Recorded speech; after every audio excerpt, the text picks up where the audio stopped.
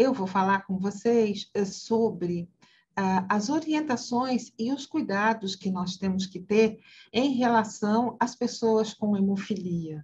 E os seus cuidadores precisam ser também sempre muito bem orientados, justamente porque essa doença começa, na maioria das vezes, ela é diagnosticada na infância. A primeira coisa importante que tem que acontecer é o acolhimento. Qualquer lugar que a gente vá, se nós não formos bem acolhidos, nós não queremos mais voltar. E o acolhimento, ele passou a ser uma diretriz da Política Nacional de Humanização do SUS, a política, a PNH. E ela não tem hora, ela não tem local, não tem nada assim absolutamente cercado para que ela aconteça. Acolher é um compromisso que nós temos de responder às necessidades dos cidadãos que procuram os serviços de saúde. Esse acolhimento, ele implica uma relação cidadã humanizada, de escuta qualificada, ou seja, ele sabe para quem ele está enviando as dúvidas deles, e relaciona-se, então, com um vínculo entre o usuário e o serviço de saúde, com a resolubilidade do atendimento e com a adequação do serviço às necessidades dos usuários. Então, o acolhimento é um ponto extremamente importante quando nós recebemos essas pessoas. Esse é o nosso grupo, que conta com hematologistas, fisioterapeuta, educador físico, fisiatra, enfermeiras, assistente social, biomédica, dentista, psicólogo, nutricionista, laboratorista. Então, esse grupo está pronto para receber essas pessoas desde o primeiro contato com a instituição.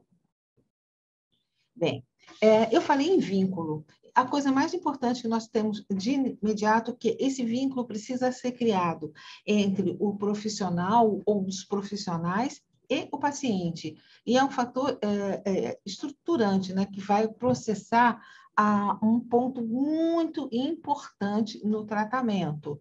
Então, eu tenho o paciente que, somado ao grupo todo, né, multidisciplinar, e, a partir do envolvimento dele, eu vou conseguir chegar a um ponto muito importante e muito discutido, que é a adesão ao tratamento.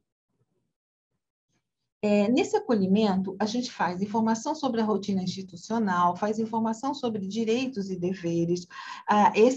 Essas informações aqui eu estou falando de uma maneira geral, porque aqui o serviço social, por exemplo, ajuda muito, e todo mundo vai falar sobre essa rotina institucional. E também as informações verbais, as estrictas, a entrega de material educativo, né, que a gente consegue através de PAIs, da mídia interativa, e isso tudo é feito nesse acolhimento. Ainda, nós devemos identificar os recursos da comunidade junto com o serviço social, que é o nosso parceiro muito importante. Uma outra coisa é a identificação de rede de relacionamento. O que é bom? Quais são os grupos que a gente indica que ele siga? E também a enfermagem, principalmente, ela faz muito essa integração da pessoa com hemofilia e dos seus familiares, né, com os demais membros da equipe multidisciplinar. Incentivar, então, a participação em entidades representativas é muito importante, porque a maneira que você, como profissional, ajuda a que se engrandeça, que eles consigam melhores resultados em relação ao seu tratamento. A hemofilia, então, você vai ter que falar sobre o que é a hemofilia, inibidor, tudo isso que a doutora Marília falou há pouco, na linguagem do paciente, falar sobre as principais intercorrências, por exemplo, como a hemartrose, e do tratamento que é dispensado a essas pessoas. Também vamos falar, e aí, continuamente, isso vai ser sempre, não é um único dia que você fala e não fala nunca mais, não, você vai sempre ter que repetir várias orientações. Por exemplo, quem tem distúrbio da coagulação usa compressa fria, não usa compressa quente. A compressa quente faz vasodilatação e a compressa fria, ela ajuda bastante a diminuir edema, diminuir sangramento. Então, essas compressas são as indicadas, sempre protegidas por uma toalha e nunca na pele direto. A parte odontológica, ela tem que ser muito priorizada. A higiene oral tem que ser ensinada. Nós temos aqui uma área de odontologia que faz esse trabalho muito bem feito, e porque a boca é um dos locais por onde a pessoa com hemofilia sangra também. É muito fácil ter gengivorragia. Eu coloco essas escadas aqui e peço que usem com cuidado, porque a gente vê muita gente subindo correndo as escadas. Criança tem fascínio por escada, é louca para subir uma escada. Então, a gente fala muito da questão de subir escadas, descer escadas com bastante cuidado e nunca pelo corrimão. O uso de chinelos desse tipo, né, esses chinelos de dedo, ele é contraindicado porque ele, quanto menor for, a criança tem a área do tornozelo um pouco mais frágil, mais sensível. Então, esse sapato, esse chinelo, ele não tem não calça bem, né? Então, a pessoa escorrega de um lado, escorrega do outro, e não é o ideal. O outro é você usar, também é indicado usar o tênis de cano longo, que também protege. Você pode usar em determinadas caminhadas, determinados passeios, né? É bem interessante isso. O uso de barbeador elétrico, na sua fase já depois, né, que começa a crescer barba, é muito mais indicado do que o uso de lâminas. Não usar medicação por via intramuscular. Isso a gente sempre orienta. Existem todos os medicamentos sobre a forma venosa, então a gente não deve utilizar a via intramuscular, porque pode criar nem bem sequelas, mas intercorrências graves de sangramento. Agora, existe uma situação que nós permitimos, que é justamente nas vacinas. As vacinas, pela questão do benefício que elas trazem, né, a gente permite esse risco, mas é indicado o uso de gelo antes da aplicação e depois várias vezes no dia. O ácido acetil salicílico e derivados dele são contraindicados para qualquer tipo de coagulopatia, porque eles mexem com essa área e essas pessoas não podem ingerir. E existem outros medicamentos também que mexem com coagulação que devem ser descartados, por isso que não pode usar nada sem prescrição médica. Não usar medicamento sem prescrição médica, acabei de falar, inclusive os medicamentos que nós chamamos de homeopáticos, porque alguns tipos, a arnica, elas não devem ser utilizadas por coagulopatas. A prevenção, então, da obesidade é muito importante. O hemofílico não pode ficar obeso, ele lesa as articulações. E a alimentação tem que ser saudável. Sempre orientamos quanto aos cuidados com os pequenos, principalmente nessa idade que eles estão começando a andar, importantíssimo o uso das joelheiras. O capacete também está sendo difundido não só na hemofilia. Você já encontra crianças que, por serem bastante agitadinhas, né, os pais já usam o capacete com medo de pancadas na cabeça. E existem capacetes de diversas formas, né, de diversos preços também, alguns bem mais acessíveis do que outros, mas no caso da criança com hemofilia é interessante. Joelheiras, tornozeleiras e cotoveleiras no adulto normalmente são utilizadas, mas quando ele tem alguma intercorrência. Já na criança, a gente usa para proteção mesmo. Uma coisa que nos chamou muita atenção foi a questão das tatuagens. E por que eu coloco isso aqui? Reparem que tem uma das mãos desse paciente está toda tatuada. Não, aliás, desculpa, esse não é do paciente. O do paciente eu não fotografei.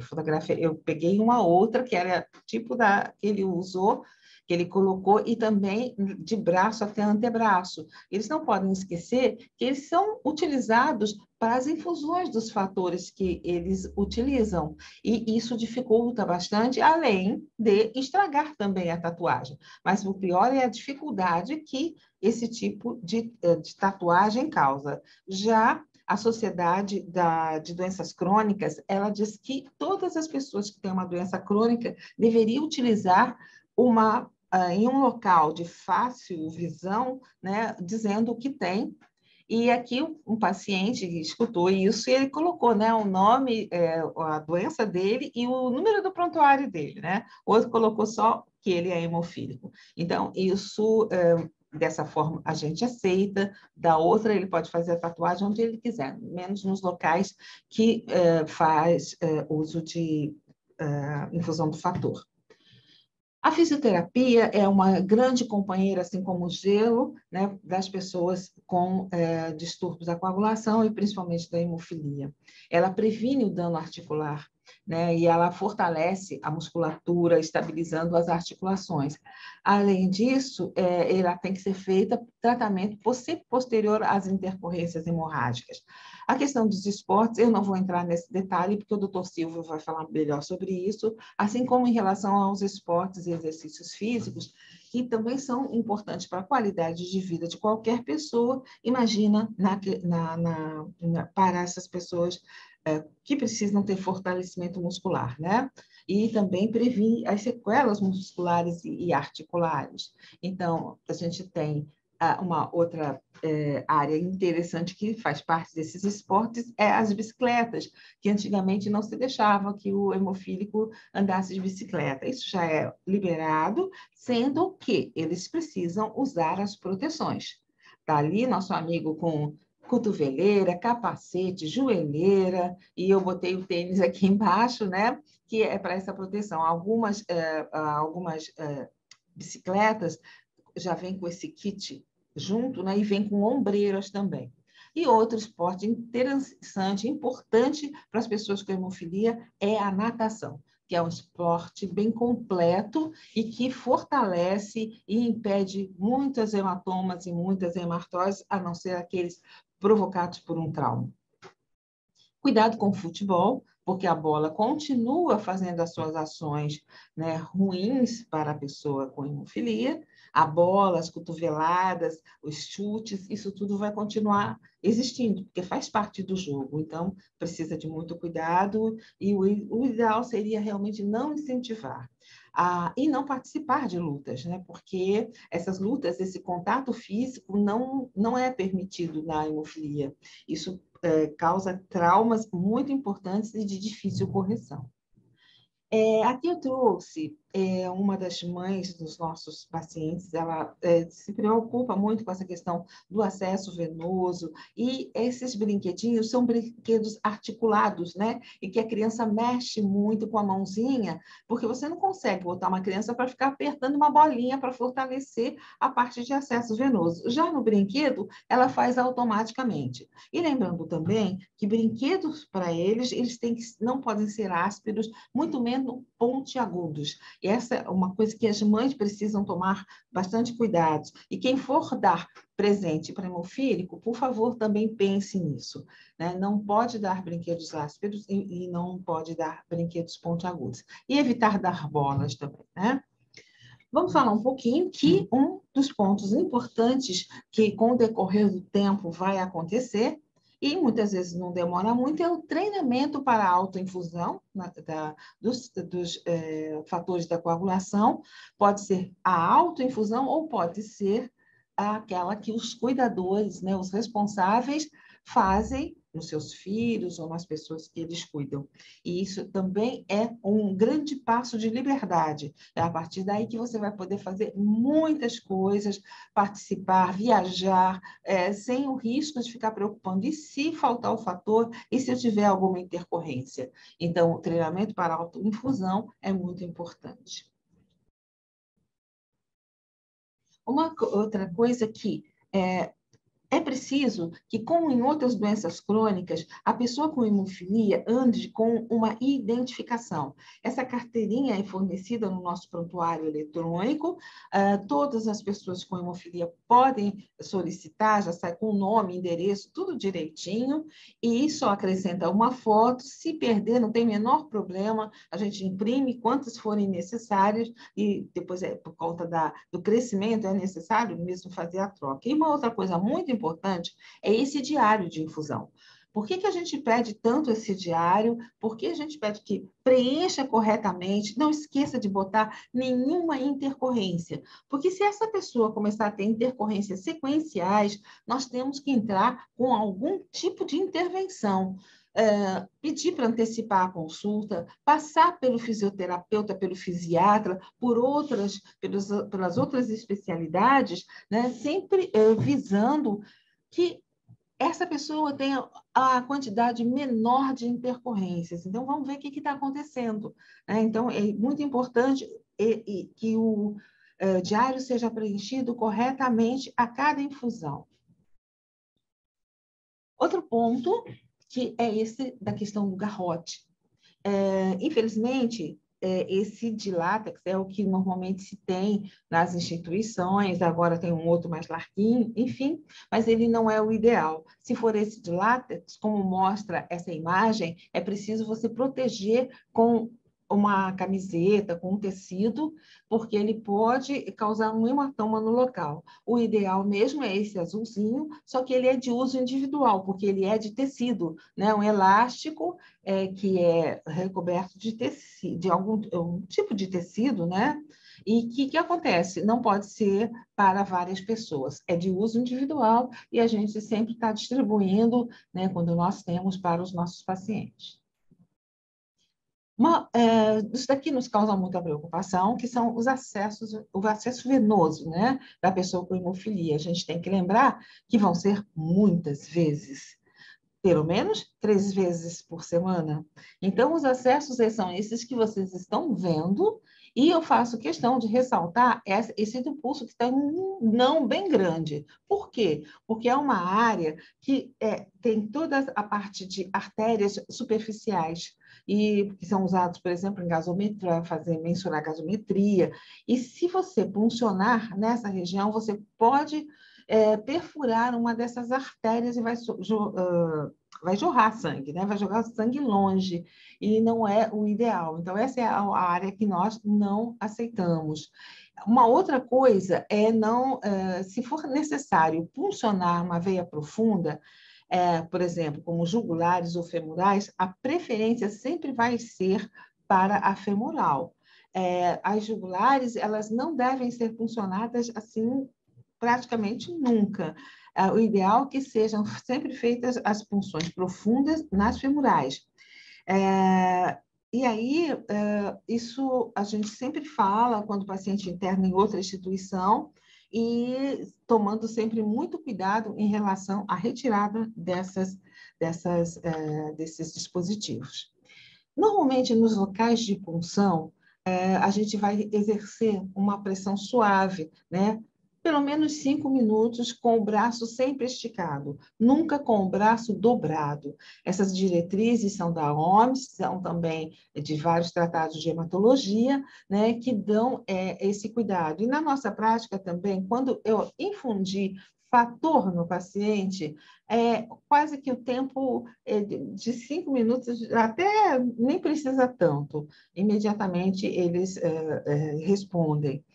E se por algum momento, ou algum problema, o paciente tiver alguma lesão e tenha tido uma formação de um coágulo, mesmo bem simples, né, que assim, não muito estável, nós não mexemos nessa lesão enquanto não for aplicado o fator deficiente.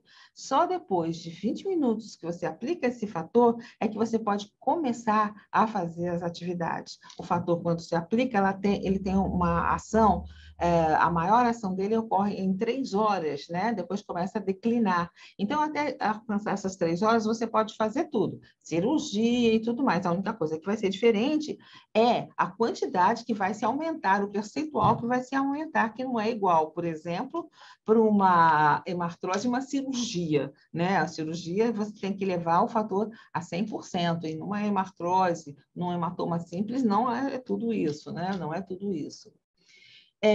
E aí falei em cirurgia, e aparece aqui uma sutura. E essas suturas devem ser... Aqui foi uma sutura de articulação. Então, essa a gente sempre pede para que ela seja retirada e intercalada. Se fosse uma cirurgia abdominal, né, eu eu veria direitinho como é que está, se não tem nenhum problema. Essa foi uma cirurgia de joelho, uma prótese, e estaria, assim, edemaciada em qualquer pessoa. Esse paciente tomou fator antes, continuava tomando fator no todo o tempo certo, cumpriu todo o processo, já está bem, e é isso que nós temos que fazer, tá? Então, essa lesão, quando é muito extensa, a gente também sugere que seja aplicado um fator deficiente para que não ocorra nenhuma gotinha de sangramento.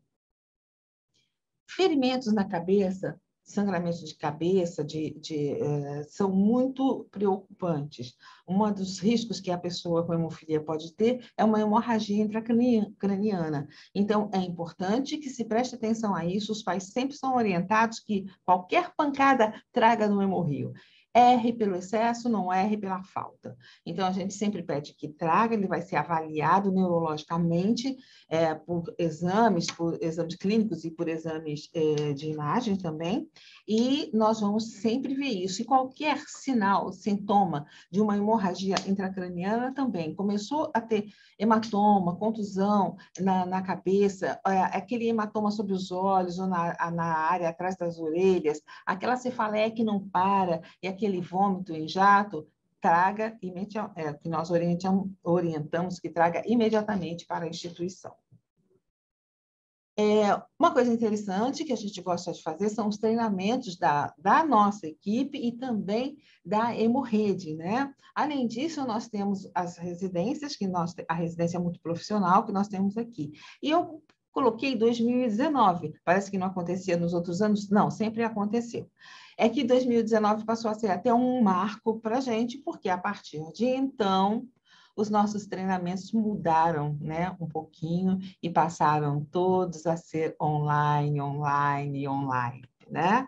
E foi assim que nós sobrevivemos à pandemia, sem deixar de cuidar das pessoas, tanto da parte dos profissionais, como da parte dos graduandos, né, que estão sempre passando por aqui. Então, fizemos isso, participamos de muitos eventos, todo o pessoal, e para que não ficasse tão perdido tudo isso que aconteceu. Material educativo e canais de acesso, nós temos pela Federação Mundial de Hemofilia, pela Federação Brasileira de Hemofilia, pelo Ministério de Saúde, pelas associações, pelos hemocentros e os blogs, tomando muito cuidado com esses blogs, porque nós precisamos de informações positivas, certo? Bem, tudo isso que eu falei para vocês, tudo isso também que a Marília falou de tratamento, de cuidado, tem uma função principal, é que a gente consiga fazer com que a pessoa com hemofilia e seus responsáveis façam adesão ao tratamento. Sem isso, tudo isso que eu estou falando não vai valer muita coisa. O desenvolvimento também da corresponsabilidade. A responsabilidade não é só nossa, a responsabilidade também é da pessoa que tem essa patologia, das famílias que têm essa patologia. Ela tem que ser dividida, mas os dois lados são responsáveis. A melhora da qualidade de vida, eu não vou ter tempo para falar como era a vida do hemofílico há 15 anos, 20 anos atrás. Não vou dar tempo, mas eu digo a vocês que eles não podiam viajar daqui até a cidade mais próxima, sem preocupação. O aproveitamento, então, máximo de tudo que é oferecido também, porque o Ministério da Saúde oferece todo o tratamento para essas pessoas. O tratamento da hemofilia é feito em hospitais, em entidades públicas. E o empoderamento para o exercício do autocuidado. Então, o autocuidado é a pessoa entender que ela vai aprender a se cuidar, mas ela tem que saber quando ela já não tem mais condições de fazer só o autocuidado, que ela precisa ser cuidado pelas outras pessoas que fazem parte do tratamento dela. Nessas considerações finais, eu sempre lembro que as ações de saúde elas devem estar sempre centradas na pessoa, não exclusivamente nos procedimentos. A gente tem que adequar todos os esquemas terapêuticos para o estilo de vida dessas pessoas, aonde elas moram, quanto tempo elas demoram para chegar aqui, esclarecendo, dando todo o suporte social e emocional possível.